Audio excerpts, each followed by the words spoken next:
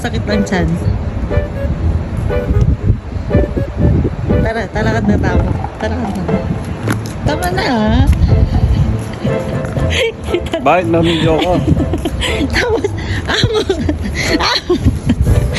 bigyan mo ng pera. Bigyan mo muna ng pera. Dali na. 100, 200 man.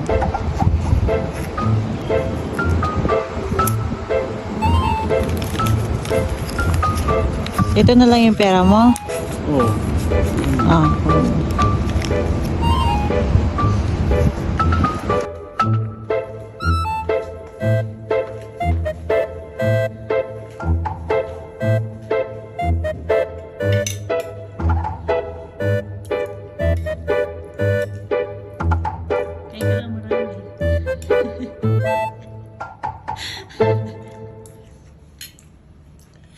Kape, oh, may kape pa dito, oh. Manyaman.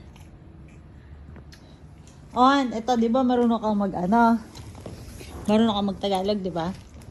Tagalogin mo nga yung asa po king bola king lalam na ning tete.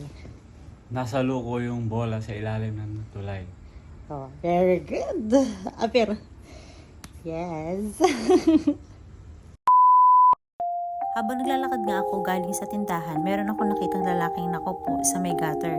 Kaya tinanong ko siya kung bakit siya nandoon. Ang sagot niya sa akin, nagugutom daw siya. Kaya naman dali-dali ko na siyang inaya sa loob ng bahay. Para naman maibsan yung gutom niya, sinabi ko sa kanya na kung pwede muna siyang kumain. Pinakain ko muna siya ng sopas. At habang siya ay kumakain ng sopas, sarap na sarap siya kasi gutom na gutom talaga siya.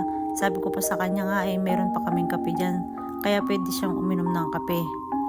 Habang kumakain naman siya, natanong ko saan siya nakatira. Ilalim ng tulay.